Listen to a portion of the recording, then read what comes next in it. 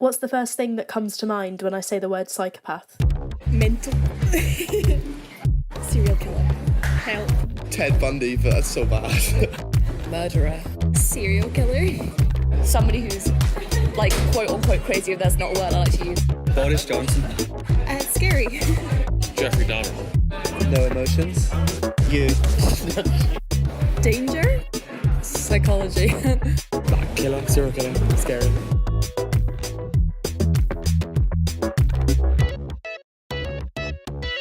Welcome to the March episode of Psych Soc O'Clock. Today, inspired by our Psychology in the Pub event on psychopathy from last month, we're going to be delving into the dark and not so dark depths of psychopathy. Today, we are Dr. Kevin Wilson-Smith, Emily Smith, and Amelia Hilton, and we're going to be your hosts. So thank you very much, both of you, for coming.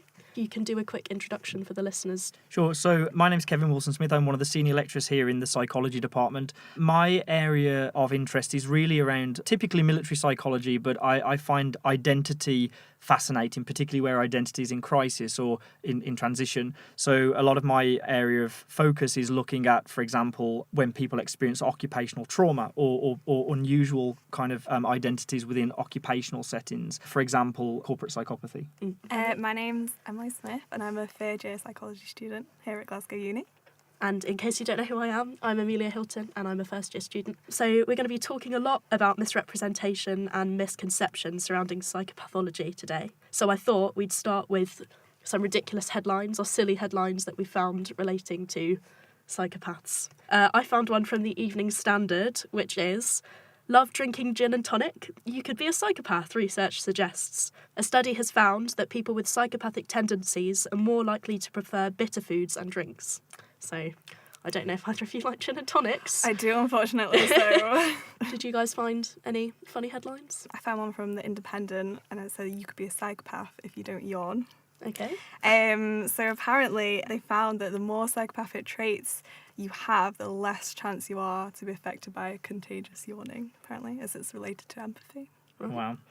The one I found was actually from a particularly trashy popular newspaper, which shall remain nameless, which basically read as, "Are you dating a psychopath? These are the traits to look out for, from pathological lying to puppy eyes." And this particular headline is a little worrying too, actually, because it says there are a number of warning signs to look out for that may indicate you know one, and the dating scene can be tricky enough as it is without having to look out for a potential psychopath. Wow. And what worries me about this is even in the first couple of lines it starts talking about exhibiting signs of being psychotic, and actually even on that very principle, psychotic and psychopathy are two different things. Yeah.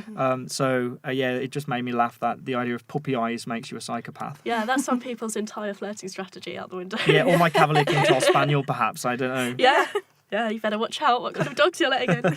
So to try and make these misconceptions a little bit clearer, I thought we could maybe start with some definitions, or scientifically approved definitions. So in the DSM-5, psychopathy comes under the antisocial/psychopathic types of personality disorders, which are characterised by inflated grandiosity and a pervasive pattern of taking advantage of other people. And the most commonly used method of diagnosis is the Hare Psychopathy Checklist, which was devised by Canadian psychologist Dr. Robert Hare in the 1970s.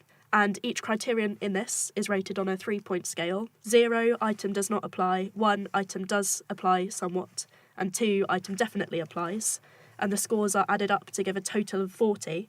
And people in the Western world, at least, with 30 or above are considered to be psychopaths. But can you guys think of any situations where that might differ across countries? Because I had an interview with Mark Kozlowski and he mentioned something interesting, which I wasn't aware of. I suppose different cultural beliefs in different religions and stuff, you have different personalities that are typical of that and can be seen as not psychopathic and not like a bad thing, seen as a good thing. I mean, the one thing that comes to mind for me is really about the definitions themselves, I suppose. That I think sometimes people think that these kind of terms that we know clinically, and I should point out I'm not a clinical psychologist, but my interest in psychopathy is more from the occupational perspective.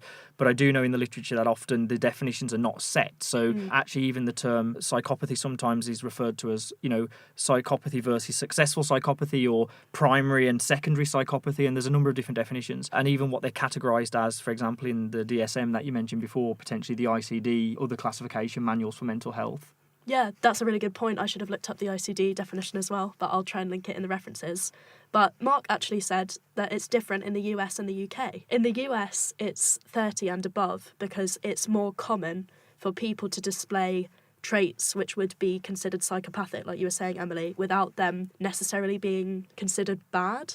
Whereas in other countries, it would be a score of 25 and above, which would lead to them being diagnosed as a psychopath, depending on how common these characteristics are as part of the culture. The authors are potentially saying, therefore, that we've become slightly maybe desensitised over here to what we consider to be socially acceptable behaviour. And I think that's a really interesting point, even if you look on social media. I mean, some of the things when we talk about artificial charm and the kind of callous effect of doing things and not worrying about the consequence, like, I don't know how we're going to end up talking about Brexit on this, but the way that people are prepared to say horrendous things to people over social media, and it's almost like a callous effect. There's no concern about the consequence that might have. So somebody's going to say something like, you should die over Twitter because they find that that's acceptable to say that, but yet actually the person who's receiving that message could then suffer with anxiety about what might happen to them for the next 6 months, and the person just doesn't think about those consequences, or maybe even doesn't care, and that is, I think, reflective in social media. So it doesn't surprise me that we've become more tolerant of what we might appear to be callous affect behaviour, which is kind of in contrast, I suppose, to the attitude that everyone's become a kind of, to use the term, snowflake. Everyone's offended by everything. But actually, if that were the case, if we go on Facebook, for example, you can see some people saying pretty horrendous things about each other. Yeah. Whereas I don't know whether in, say, for example, the US, where you're much more likely to find yourself in a libel case getting sued for saying the wrong thing. So I think that actually technology and social media has a part to play in our desensitisation of that. Yeah, in some ways it's really interesting because you can other people quite easily using the internet, or especially in such divisive debates like Brexit, you can say that person is completely different to me, so I don't empathise with them and don't consider them to be similar to me, which I guess in some ways is a trait that psychopaths express when they feel themselves to be superior to people who feel deep emotions. And the problem is as well, of course, is that, I mean, going back to the original question, which was about definitions, is that discourse, popular discourse in the newspapers, I mentioned the paper I didn't mention it by name, but the paper I mentioned earlier, the way we talk about psychopaths, and people refer to that person was a psycho, and we use it in everyday language. Hollywood uses it very typically to relate to serial murderers and, the famous film Psycho, American Psycho. And I think that's the problem. So we've started creating the reality of what actual psychopathy is, that is in popular culture. And again, all of those definitions, whether the clinical definition is specific or not, the public perceive it to be that case, and headlines like, for example, in the aforementioned newspaper simply reinforce that, unfortunately. Going on to the actual traits, or the 20 criteria, I won't read all of them because it's a very long list, and there are 20, but they include, as we've said, callousness and lack of empathy, parasitic lifestyle, which includes draining financial resources from other people without considering the consequences for their well-being and their life, sexual promiscuity, history of juvenile delinquency, which is actually a debated aspect of the checklist, criminal versatility, which again is going to be interesting when we discuss non-criminal psychopaths, and poor behavioural control. So, Emily, you were one of the people who did research for Psychology in the Pub. Can you talk a little bit about any typical behaviours? Superficial charm is a major one that is featured on Psychopathy checklist, and people seem to be very bold and inhibited because they have that impulsivity to have power over a situation or control over a situation. They also have a lack of remorse, which is a feature for stimulation-seeking behaviour. That's a really prominent one. That's to do with the neurobiology of psychopaths as well, because they have, some research has found that they have lower responses to dopamine in their system, so they require more stimulation to have the same effect. There are also successful and unsuccessful psychopaths. We'll talk a bit about that later, but they often have successful psychopaths scoring high in psychopathy but are not convicted of a crime, often have high social status and refrain from the serious antisocial behaviour Okay. that is quite typical, well, media depicts it as typical of being a psychopath. It's also heterogeneous as well, so it's not clear-cut as to how certain behaviours relate to psychopathy. There's a thing called the dark triad, which I don't know if you've heard of. It's matched with Machiavellism and narcissism. So narcissism is an excessive interest and admiration for oneself, and Machiavellianism is basically kind of the same thing, but you're manipulating other people's views to how you want them to view a situation. So it's a kind of blend of different behaviours together that make up psychopathy. It's not just a clear tick on a checklist. Right. It's very integrated. Right. And I guess moving on to some common misconceptions. Sure. I think you were mentioning the danger in conjectural diagnoses. Yeah, sure. And I think one of the things is actually people, because it's like a pop culture word, right? People use it in media and other kind of contexts that are often inappropriate. And we can't do a great deal apart from, I suppose, challenge the kind of misconception that creates. But I mean, one particular example of that, I think, even from the clinical literature, and again, just to emphasise, I'm not a clinical psychologist, but from the clinical literature, this kind of confusion between psychosis, or having a psychotic episode, and psychopathy. And, typically psychopathy, generally in the literature, as I understand it, is really related to as a personality disorders. And we also see it as a kind of constellation of symptoms or behaviours. So actually not everyone has to show all of them in the extent, and that's why hair scales develop the way it is. Whereas psychosis is really more kind of a generic umbrella term for essentially losing reality, I think. So what worries me sometimes is if somebody has a psychotic episode, if somebody is particularly unwell, and again, I'm not the best person to kind of talk about this from an academic perspective, but it can be things like, having a psychotic episode due to sleep deprivation. That doesn't make you a psychopath. But actually, if you were talking openly about mental health and psychosis and saying, actually, I had a psychotic episode, then it worries me about the myth of that meaning, oh, this person's a psychopath. And I often see in the literature and in the media people confusing those two terms. Right. Speedy Studies. Now we're going to move on to Speedy Studies, and it's slightly different from normal this month. We're each going to discuss a popular or surprising figure which has something to do with psychopathy. So, Kevin, having just talked about common misconceptions, do you want to go first? I'll start the timer in 3, 2, 1. Great. So the area that I'm interested in is occupational psychology. So I'm just going to give you a quick example of where we've started to do research looking at essentially psychopathic traits in corporation or in organisational settings. And so the study I want to introduce you to is by Stevens et al. 2012. And the study was really looking at the idea of whether or not the psychopathy can be related with ethical decision making within organisations. So Stevens got about 272, I think was the exact number, undergraduate students, and they gave them vignettes showing different ethical scenarios relating to organisational dilemmas, like, for example, cutting corners in production or not disclosing financial errors, etc. And what they basically found was that although there were some methodological limitations, psychopathy was significantly positively correlated with self-reported willingness to engage in unethical behaviours. 5 seconds to spare. 2, 1. That's the first time for me to actually No, finish it's anything on time.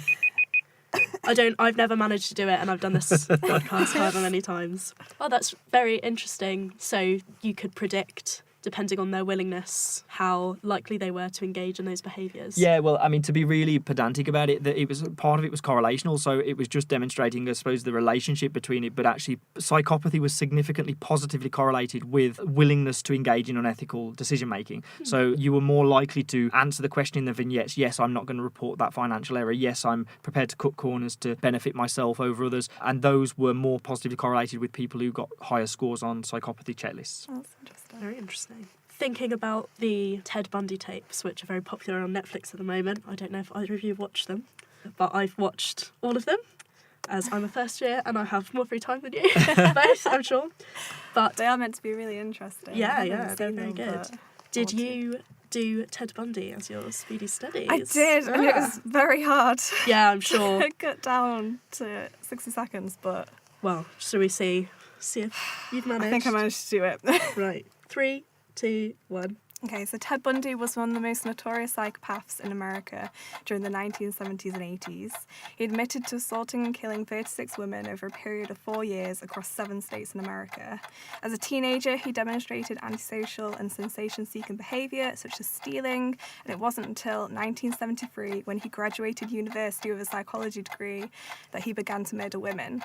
After his first trial and conviction in 1975 for the murder of Carol Durant, a 90-day diagnostic team made predictions concerning his future violent behaviour with the help of psychological tests such as the thematic perception test. Their conclusions meant that he was transferred to a medium security unit for a minimum of 15 years. In this time, he attempted 2 prison escapes, the second of which was successful. And after Bundy did this, he further attacked 7 girls in the 2 months it took police to recapture him. In 1980, he was sentenced to death and given a psychological examination by Dr. Dorothy Lewis, who diagnosed him with bipolar and antisocial personality disorder. Oh, very close. Was that just a few Basically, seconds? and then Great. whilst on death row, he gave his tapes and confessions about what he did. It was really interesting to hear his tapes because the journalist who was interviewing him said he was getting very frustrated because he felt like he wasn't getting anywhere or gathering any new information. And then he suggested, why don't we talk about a person who might do these things in third person? And the tapes, at least, show a complete change in the way Bundy describes things, and it's really quite chilling to hear, because I think it's safe to assume that he was talking about himself and his own motivations, but it makes it more sinister because he's talking about them in third person and he goes into a lot of detail, so I definitely recommend giving them a watch. I saw a little clip and it is like he completely changes and he describes himself in one of these tapes as like 99% like normal, and then this 1% that's like an entity within him, and it tells him to do like really bad things to women, and it's really quite creepy. Yeah. I wondered as well, the same director has made a movie called Extremely Wicked, Shockingly Evil and Vile, and Zac Efron was cast Yes. as the lead, and I wondered what your thoughts were. Yeah, it's interesting because I was just thinking this as we were talking about it. I mean, Ted Bundy particularly was, from reports, very charming. You know, he was typically referred to in the media as a good-looking guy. And I think what it did is during the trial period, it kind of sensationalised him and made him almost like a bit of a media celebrity. And I do then think it's interesting that they would choose Zac Efron, who I'm sure is a perfectly good actor, to play a character like that. But then actually we also see it with other criminals in you know, popular Hollywood films, whether that's Thelma and Louise or you know, more recently with the Cray twins. What they're actually doing is, and obviously a lot of the time it might just be about physical appearance, the fact that they might have a similar look about them, but actually you do then create a cult around it. And you know, we know that also exists in society. People almost develop fan clubs, and when you look at some of these individuals who are then in the prison system, which again we'll talk about a little later, they get so much literally fan mail. I mean, it's scary, the fact that actually people are writing to them, you know, pen pals almost, to use the old term, wanting to marry them and wanting to be their friend, because they are famous is probably the word we don't, you know, we use the phrase infamous, don't we? They're so well known. And I don't know how I feel about having an actor like Zac Efron, particularly just because he's usually, I'm fairly certain, not that this is my genre of movie, is in kind of the American teen love drama type stuff, isn't he? For a lot of people our age, he was in High School Musical and he's a bit of a sort of childhood heartthrob. Yeah. I read some articles about the justification behind it, and it was saying because Ted Bundy is now so famous for the, obviously, horrible criminal acts that he did, it's hard for people to understand how charming and attractive he was to some people, and that was the reason behind it. But I think that perhaps they could have been more responsible in choosing a newer actor, maybe, who is able to do those things, who doesn't have these associations for so many people, which might lead to them fantasizing. Well, and sometimes in consumer behaviour literature, we call it grandfallooning. So it's where you use a celebrity, like, for example, you know, the classic celebrity on a shampoo advert, or you want the positive traits to kind of, almost like we would call a halo effect. So the one positive trait about them then sells the product. So even if, you know, if this person's particularly intelligent and you want them to sell life insurance or something like that, so it's like, oh, actually, we know this person's clever, so they must know what they're doing. And I think with what worries me about Zac Efron, not particularly about Zac Efron, just in case Zac Efron tries to sue me. And what worries me is that actually then it's all the other nice things he's known for potentially with his fan group that then connects that. I mean, people who watch these movies, we're not daft. We're fairly intelligent people, and I think most people will know that obviously it's just an actor, but I think it will soften the impact of what Ted Bundy potentially did, because it kind of makes it more surreal, I think, and less hard-hitting than if it was an actor that you'd never seen before. And I would say that there's loads of stuff out there from Ted Bundy that is biographical from people, sometimes autobiographical from people that either survived an attack from him or his lawyers. And there's a documentary that was made, Ted Bundy Conversations with the Killer, which was published by Stephen McCord, and that was like made up of 150 interviews actually with Ted Bundy himself. So you've got kind of transcript data, and obviously I'm the quali guy, so I always have to look through transcripts. And then the other one that I would highly recommend was a book called I Survived Ted Bundy, and this was by Rhonda Stapley, who actually was attacked by him and survived. And so she then wrote a book about her experiences of that.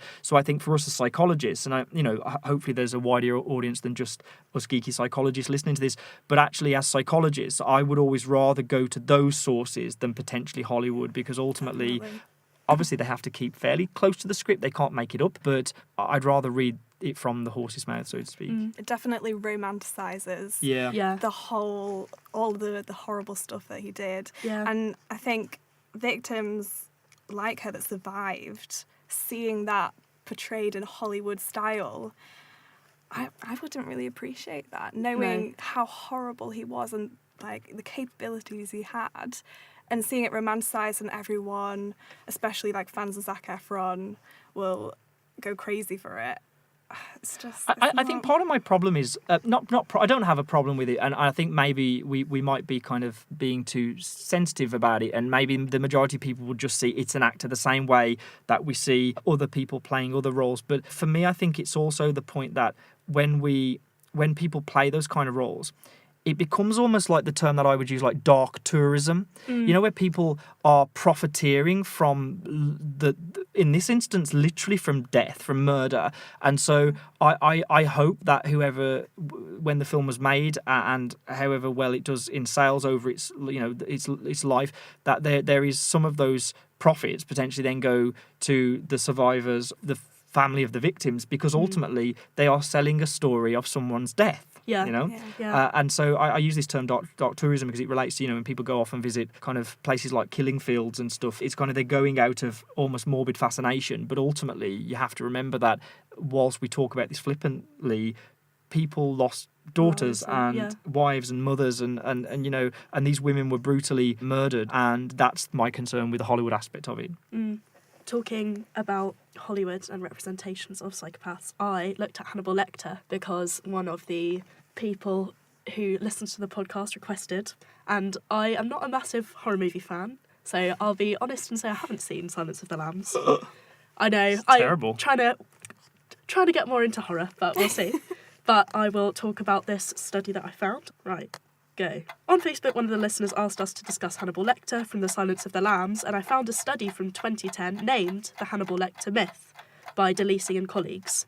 In the paper, they state the character is a doctor trained in psychiatry who also is a cannibalistic serial killer who uses his high intelligence to manipulate FBI agents that try to use him to solve crimes.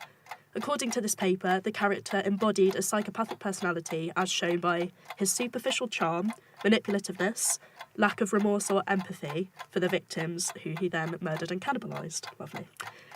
Although people often believe psychopaths are extremely intelligent, and that is a trait which is used as a key feature of Hannibal Lecter's character, the author of this study cited Harper et al. From 2002, who said, and quote, "Psychopaths as a group display a puzzling set of abnormalities in several basic cognitive functions." Ah, my days.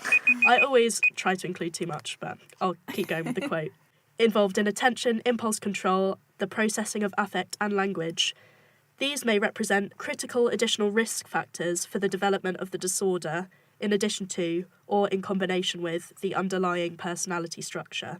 And the DeLisi study states this, and based on 840 cases selected from the MacArthur Violence Risk Assessment Study, and other methods, they found there are actually inverse relationships between verbal intelligence and psychopathy for 8 of the 12 items they looked at, and no relationship for the other 4.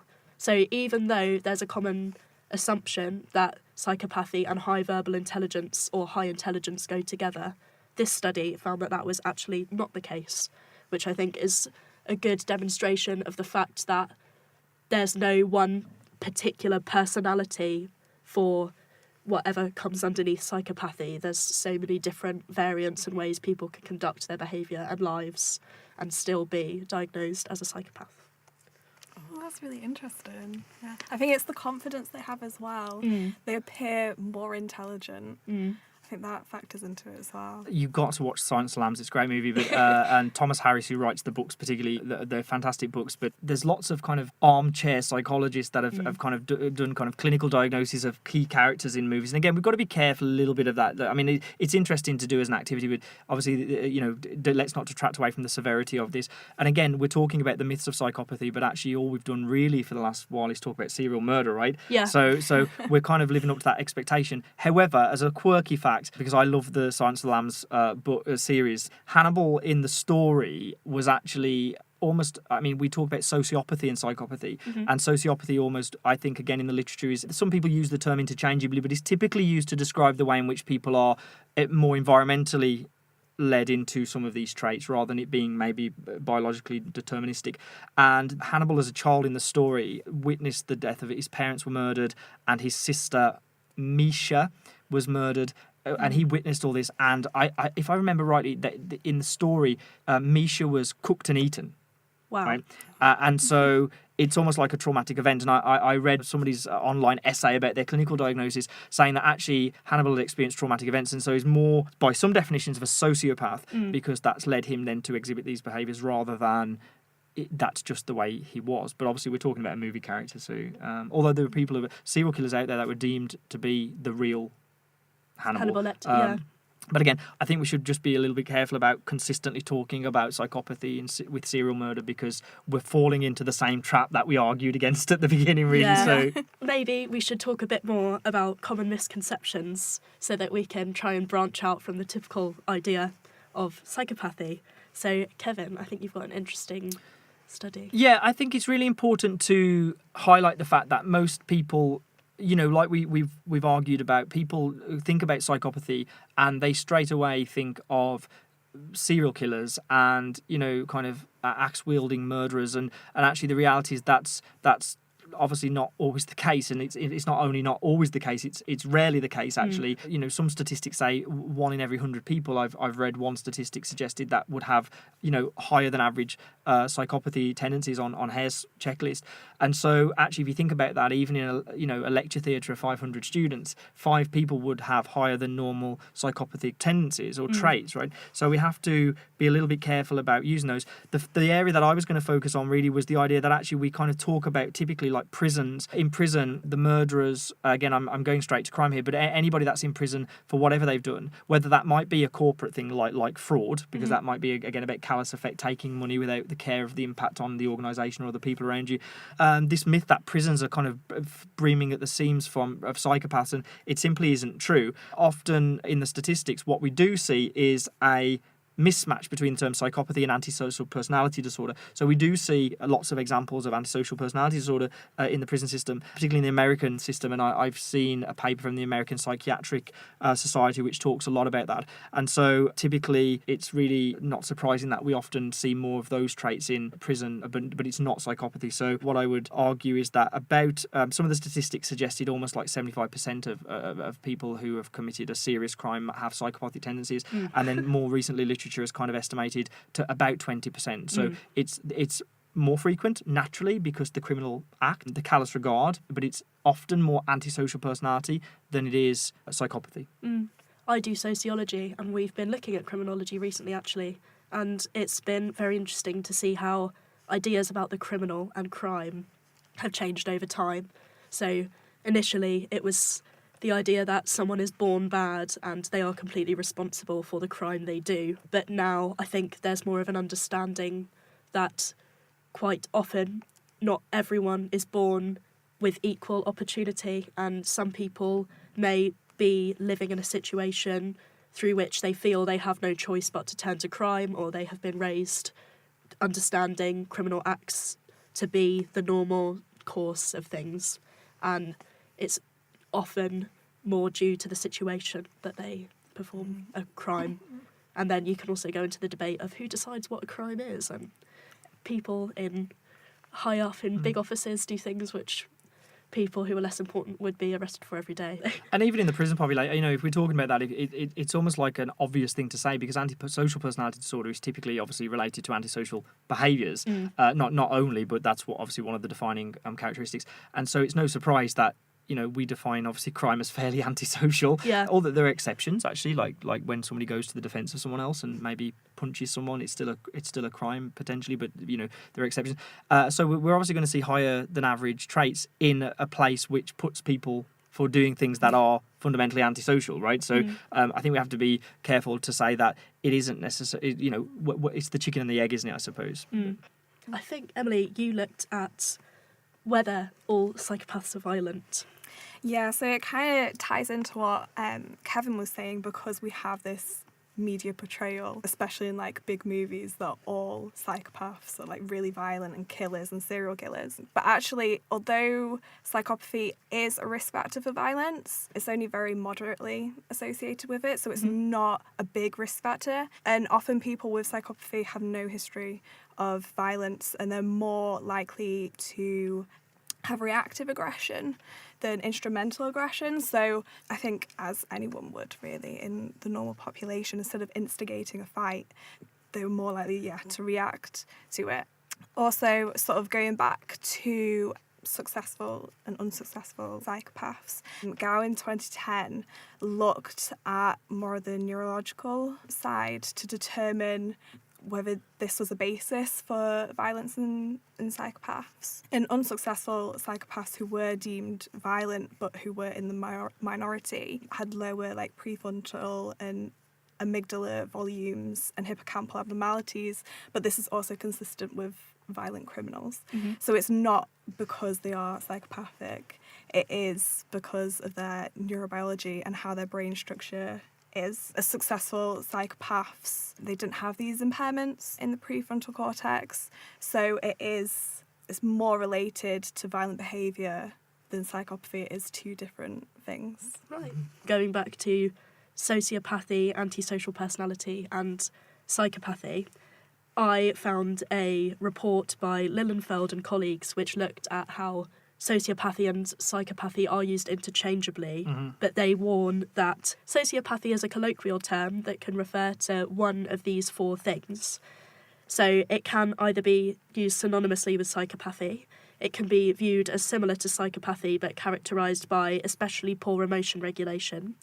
It can be marked by chronic antisocial and criminal behaviour that is primarily socio-cultural in origin, or it can be marked by a long-standing history of antisocial and criminal behaviour dating back to at least adolescence.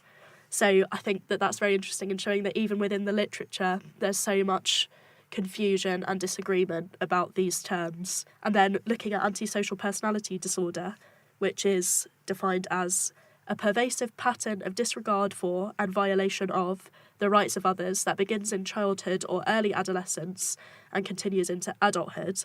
Hart and Hare, who wrote the PCLR, said that all individuals who have been diagnosed with psychopathy will also have antisocial personality disorder, but not all people with antisocial personality disorder are psychopaths. I suppose that's the thing, really. It's looking at those four main factors, and often there's the author Bodie also talks about this primary and secondary psychopathy. So actually the primary factors are the callous affect and the interpersonal manipulation, and the secondary characteristics are erratic lifestyle and antisocial behaviour. So I suppose if you've got all four of those, then you're hitting the clinical psychopathy checklist, certainly from the PCLR. If you have only two of them, then maybe you are only hitting antisocial personality. And I think that's quite common in literature. We see, I think, typically as well with organisational psychopaths, for example, that if they only have primary psychopathy, which we define as the callous affect and the interpersonal manipulation, they don't have the antisocial behaviours that go with it, then they are successful because they're able to go on and actually live a life not necessarily committing crime, but using those things like apathy towards others to full-blown kind of a criminal psychopathy necessarily. It's definitely on a spectrum Yeah. between, I think, like borderline personality disorder and antisocial personality disorder. I think it's really hard to diagnose someone. And let me tell you, in the literature, I've read several times in several papers, and I can find out the citations for it, that some people even argue, even now, that psychopathy isn't a disorder at all. It's a personality trait. It's a style. It's the same way we might give any other. I'm not really into kind of categorical personality measure, kind of the idea of being a type indicator of personality. But some people do argue that actually psychopathy is a type of personality, not a disordered personality. But my argument is if there's a failure to function adequately, if you can't go about your day-to-day business, or you're a risk to yourself or others, which obviously we do see sometimes in psychopathy, it is more than just a personality trait. There's more to it. Definitely see that in the DSM-5 because it still isn't like a clinical diagnosis. It's under antisocial, but it's not its own diagnosis. I mean, personality disorders generally, as I understand it, and again, a shout out to my counselling psychologist wife, Danielle, who knows far more about this topic than I do. But we've discussed this actually, as we do as two geeky psychologists at home, and the idea actually even doing personality disorder diagnosis is still quite controversial. It's a really complex set of behaviours and traits, and so I think even the professionals working in the field still sometimes use interchangeable terms to use and refer to people who've got these kind of traits. So Married to a psychopath. I had a really great interview the other week with Mary Turner Thomson, who has recently written a book called The Bigamist, which was about her life while she was married to a psychopath. So here are some clips from our interview. So I was wondering if you could explain what your experience with psychopathy is to our listeners. I got married in 2002 to a man that I've known for 2 years. I had 2 children with him, and things started to go a little wrong after about being with him about 3 or 4 years. And life started to get more and more frightening, more and more dangerous, as my husband came up with more and more extraordinary stories to explain what was going on and to explain why he needed money. In the 5th of April 2006, I got a phone call from his other wife. And it turned out not only was he a bigamist and a con man, but he was also a convicted paedophile and a criminal who actively impregnates women to rip them off for money. So it turned out he had not only 2 wives and 5 fiancés, but 13 children by 6 different women. And it took me a long time to kind of come to terms with it, but actually when I realised and started understanding and hearing about psychopaths, I started to realise that that's what this man was, that this is somebody who's devoid of conscience and remorse, who basically toys with people's lives as if they were all Sims characters. He never actually did any time for the money he took from me, because he defrauded me of about £200,000. And so he left me basically penniless, which is what he does to most people. He takes them until they have nothing, and then once they got nothing, he'll just start messing with their heads. Because it's not really about the money. The money is just a measurement of the control. I remember John Ronson was asking you, do you feel personally affronted? And you had a really brilliant response. Well, it was the line that he asked me in an interview that actually inspired him to write the book, The Psychopath Test, because he said to me, why are you not destroyed by this experience? Why are you not a complete mess? Because I can laugh and joke about it, and people are always quite surprised by that, because it's very shocking to them. And I just said to him, look, he's a psychopath. It's not personal. What psychopaths do to people is not a personal thing. It's very much like a cat playing with a mouse. If a big animal, a zebra, got caught by a lion and it gets away, it wouldn't get away and go, oh no, I got caught by a lion. It would say, thank God I got away. And I just choose to have that attitude as thank God I got away. And when I say it's like a cat playing with a mouse, it's the cat doesn't care anything about the mouse. It's not like it cares if the mouse is a nice mouse or a rich mouse or a kind mouse or a mouse with babies or anything else. It is completely irrelevant to the cat. The mouse is just a toy, just a plaything, which the cat doesn't care about at all. It's just there. Yeah. And you realise that actually you did nothing to deserve it. It's completely devoid of any kind of emotion on their part. And when you realise that actually, it was bad timing. You got caught in the wrong trap. It always sounds like you're saying he's a mad axe murderer. They're not necessarily serial killers. They are in everyday life. So not all of them are very good at what they do. Yeah. But the more intelligent a psychopath, the less likely they are to commit mass murders or anything because they want to carry on living free and doing what they want. They'll bend the rules but not necessarily break them. Yeah, I remember you also told a horrible but really interesting story about his feet. Oh, God, yes, those feet. And no, it's not just that they were smelly, but one thing to use physical evidence to prove where he'd been. And he had supposedly been dropped into Jenin just before the massacre, where the houses were being bulldozed over people and children. And he used to send me photographs of the dead children and stuff. And how can you complain about your husband not coming out to dinner when he's trapped in a war zone? So you sort of feel pretty bad about it. But when he came home, he said that he'd spent 3 months not being able to take his boots off. When he came back, his feet were kind of mangled and raw and black and bruised and stuff, and they were really in a bad way. So it sort of proved that what he was saying was true, because this was physical evidence. But actually, he'd gone around for 2 weeks in Manchester wearing boots 2 sizes too small for him. Psychopaths have no emotional connection with other people, but they also have no emotional connection or no empathy for themselves. Right. So they can actually put themselves through extreme pain without actually feeling any emotional response to that. It's really inspiring the way that you've taken what some people would consider a life-defining difficult event and are trying to help the other victims of his acts and written your book, The Bigamist. I had 3 children, and 2 of them by him, and when it all happened, I do firmly believe that we teach children by example. I thought, if one of them had come to me and said this had happened to them, would I say to them, look, be miserable for the rest of your life, lie down, die, just feel horrible, don't trust anyone ever again. You'd never in a million years give that advice to a friend or a child. No. So I realised I had this kind of golden opportunity to teach my children how to deal with adversity. So I thought, okay, well, if they came to me, and what advice would I give them? And I've got to live that advice, because that's what I'm teaching them.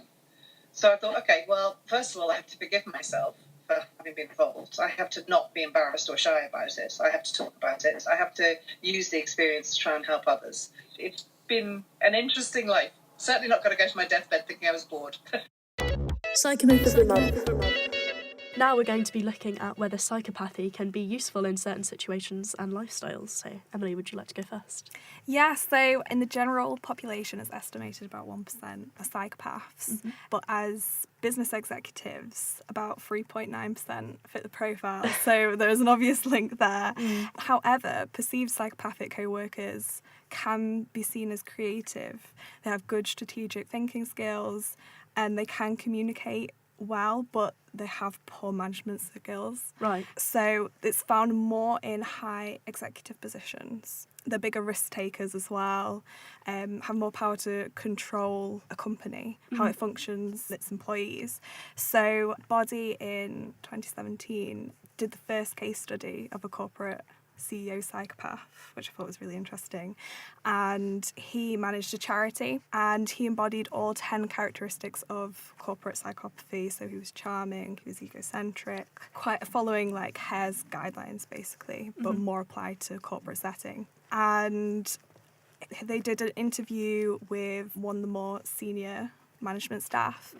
Who works closely with him. Yeah, right. Yeah, and described his behaviours. So he would keep interns around him or junior staff around him so he could manipulate them more easily to accommodate his ideas.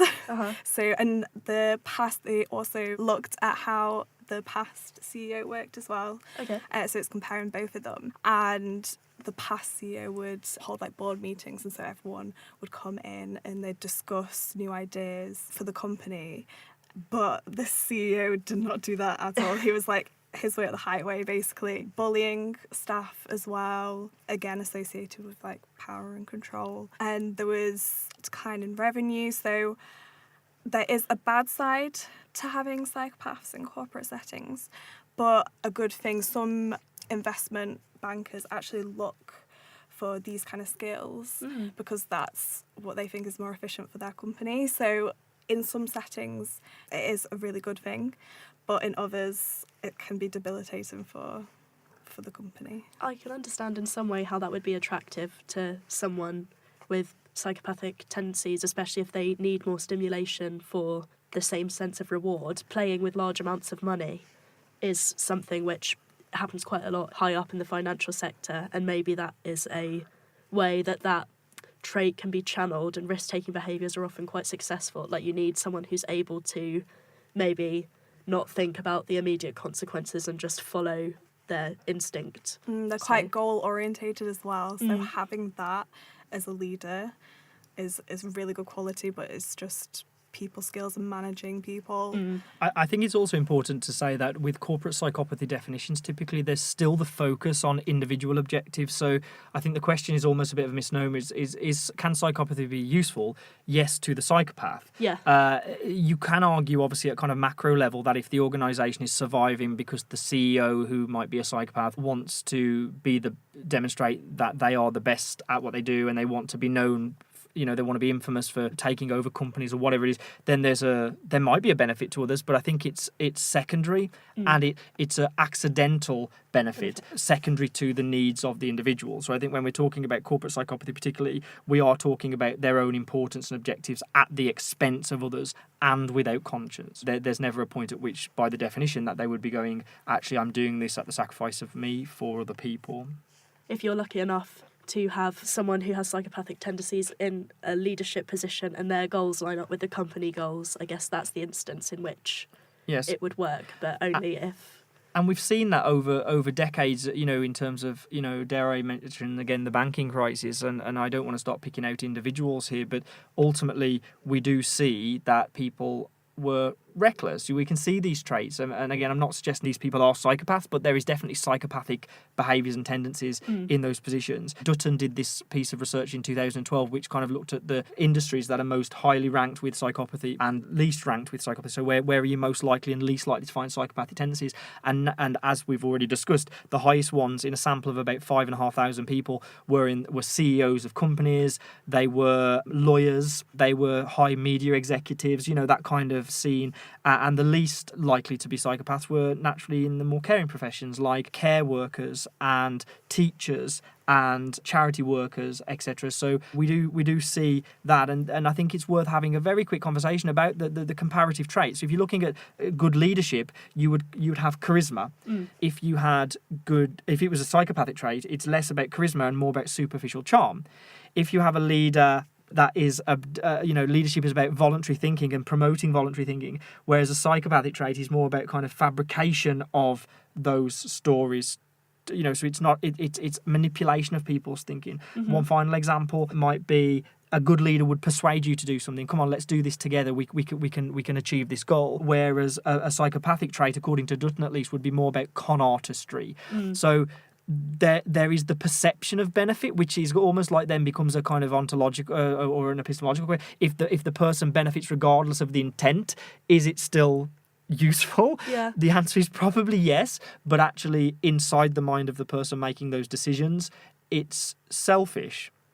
I think especially in small businesses, it would be a completely different situation, because big business execs are expected not necessarily to think about each individual person or each different level of the company, because it's like part of the job to be able to do that. But a small business person who has to deal with each person or people on a one-to-one basis would be less successful. Exactly, and I think in those contexts we're also then talking about, for example, psychopathic traits, and there's research on all of these things. Jonasson paper looked at the relationship between aggression and counterproductive behaviour, so kind of using punishment per ratio are more correlated with psychopathic traits. And obviously we mentioned the Stevens paper before about ethical decision making, and of course leadership generally. So it's again about from the leadership perspective, it can seem it's an autocratic style, right? So the idea is that even when it appears democratic and it's like, come on, you're my favourite person, let's do this because you're really good at that, there's always a secret intent. So it's that con artistry again that underpins it. Thinking about military psychology, are there any examples or situations where you think having someone with psychopathic tendencies may be beneficial? Well, let's be careful here about how we word this, because I think the answer is, if you are in a position, like, let's talk about, for example, drone use, right? So where these things are being sent to essentially kill people. And if you're sitting in a room back in the UK somewhere and then you're doing these things, then ultimately you could argue that some of those traits potentially are similar. Like, for example, is there a callous effect? Is there a lack of empathy if you're not actually seeing the end point of what you're doing? So I don't want to say it's useful as such, but what it potentially has the impact to do is that there are certain jobs that obviously people are engaging in warfare particularly, where having some of these traits may inoculate them to the consequence of their actions.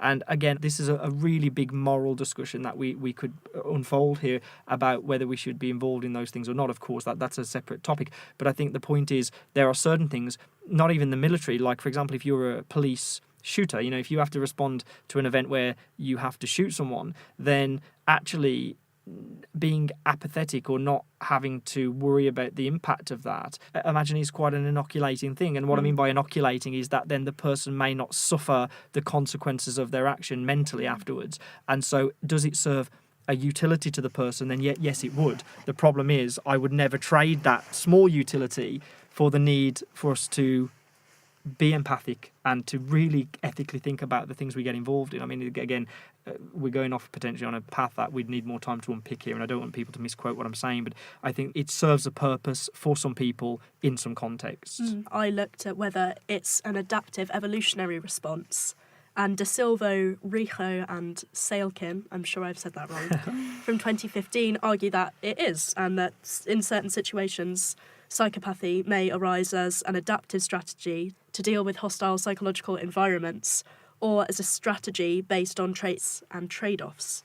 Psychopathy could be an extreme version of certain personality traits, as we've been saying, which are perhaps affected by genes triggered in early hostile or resource-limited environments. So that is the idea that perhaps to deal with maybe childhood abuse or particularly difficult situations during childhood, the behaviours are the person's mind or body, if you look at it from a neurobiological perspective, trying to survive and cope and learn behaviours that will help them get through these very difficult things. And they believe that experiencing trauma in early childhood, for example, could cause people to shift to a fast life history strategy, which focuses on mating rather than parental efforts. So that would be more immediate rewards and thinking less about the long-term consequences of your actions and how they'll affect other people, which can be beneficial if, for example, way back in the day, if you think that you're going to die and your main biological objective is to pass on your genes, then you don't need to care about the person that you are having the child with. You just have to make sure that it happens. And this is thought to affect their stress response system in a particular way, so that they may have a higher threshold for stressful and dangerous situations because the extreme situations they've been exposed to have led to them there's a higher limit which they need to reach to then feel stress or that they are in danger, which the authors thought might change the development of their brain.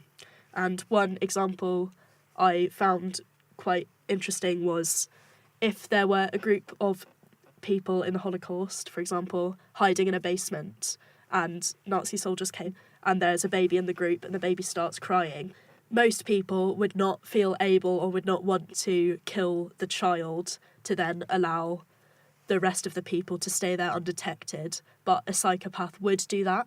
So a psychopath would be able to kill the child without feeling regret or remorse to let themselves survive and by consequence help the other people survive. So there are situations in which it can be useful. Obviously that's a horrible scenario which no one ever wants to have to consider, but there is an evolutionary survival advantage sometimes if to have psychopathic people in the population in small numbers. That's really interesting. Shows the interplay between the environment and genetics as well as how far society has come. That affects how our behaviours are presented as well. So societal norms wouldn't really show that to that extreme. Yeah. But for a psychopath, it's slightly different because maybe their genetics are changed because of society. Yeah. That's really, really cool. Who, how, and when. In this section, Who and When, we're going to be looking at some of the less talked about aspects of people who have psychopathic traits. So we're going to be looking at female psychopaths and child psychopaths.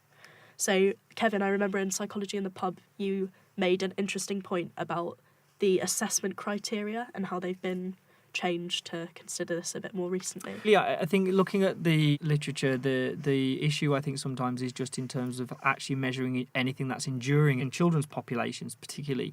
And, you know, most early psychometrics of anything, let alone psychopathy, were what we often refer to in psychology as those weird samples, you know, so the kind of westernized, educated, etc. men typically. We don't see norm tables always created in some psychometrics as an addition of female diverse groups like women, particularly in some scales like the historical clinical risk scale is a good example, although there's a manual addition to that.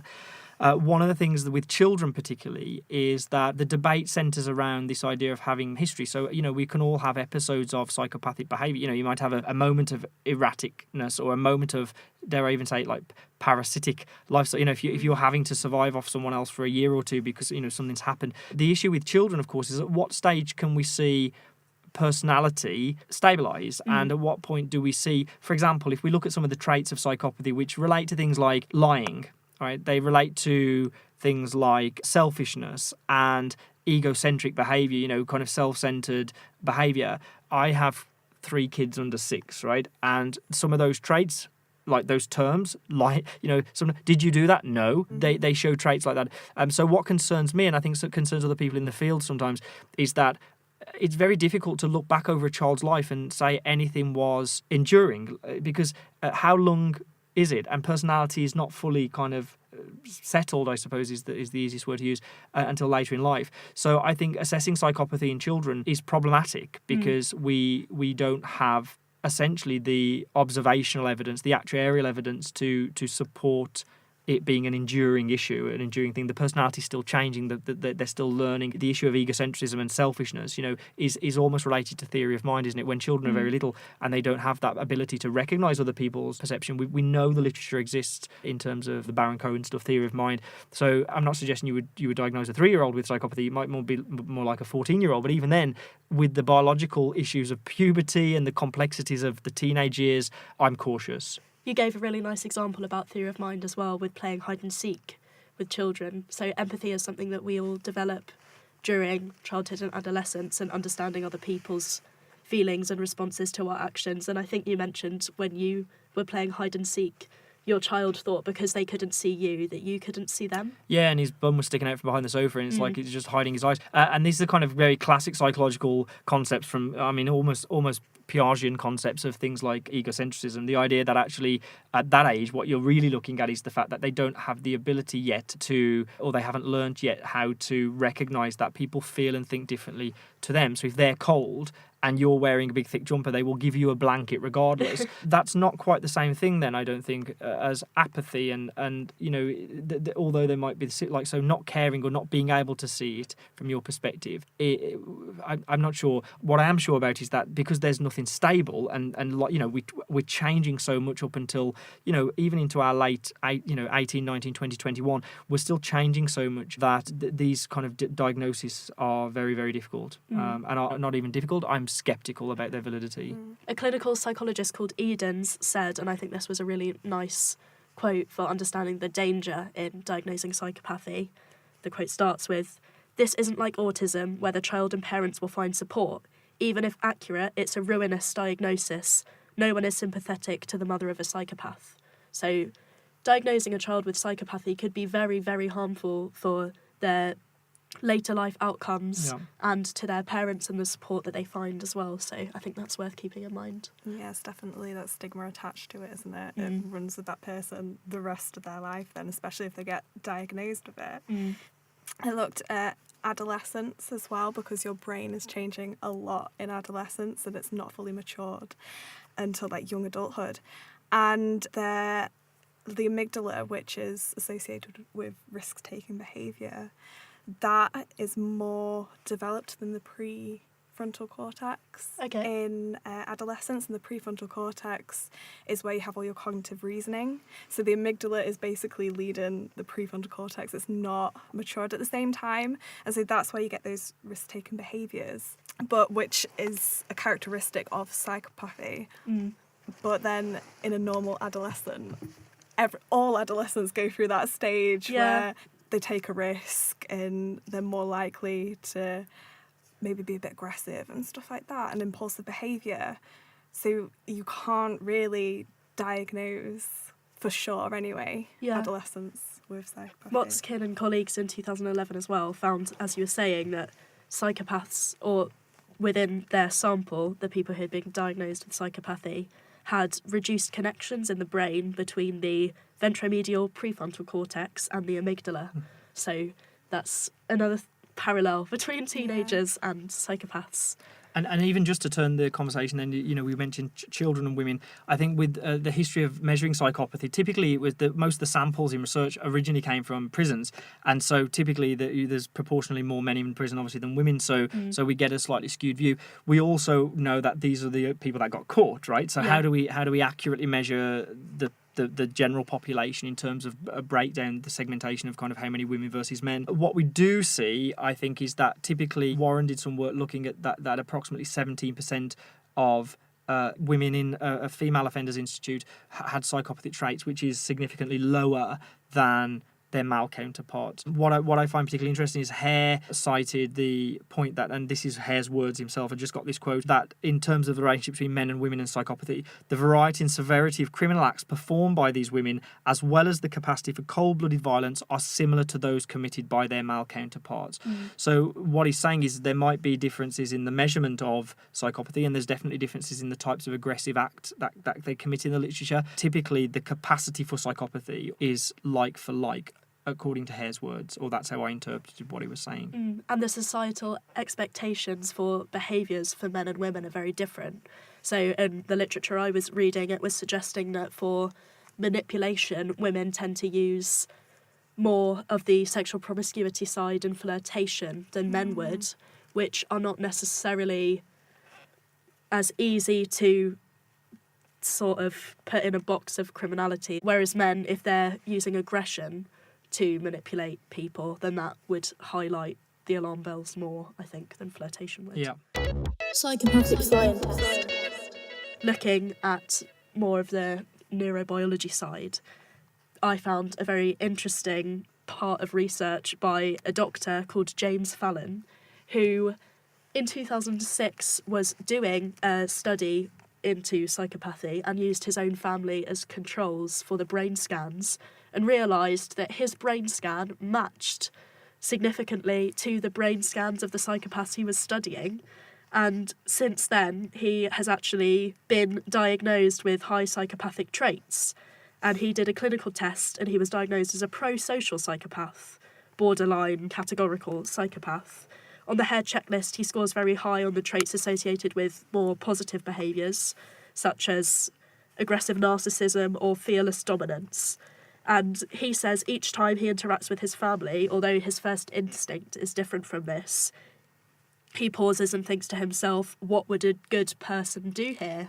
Which really isn't that different from some things which psychopaths might use to perform sort of being a good person, if that's what you say. But he makes an effort to emphasise that although he is clinically diagnosable as a psychopath, he's a successful doctor, academic, and family man. So that, again, is something to consider. It doesn't limit you in Yeah, life yeah. at all. You can still reach whatever goals you want to reach. Yeah. Thank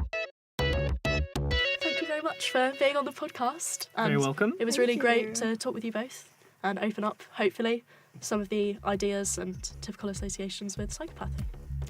Thank you for having us on. Thank you. That's all from us. Thanks for listening. A massive thank you to everyone who took part in the campus chat. Next month we're going to be doing comedy, so send in your best jokes and funniest anecdotes. And another huge thank you to Mary Turner Thomson for sharing her story. Find her book The Bigamist at major booksellers and online.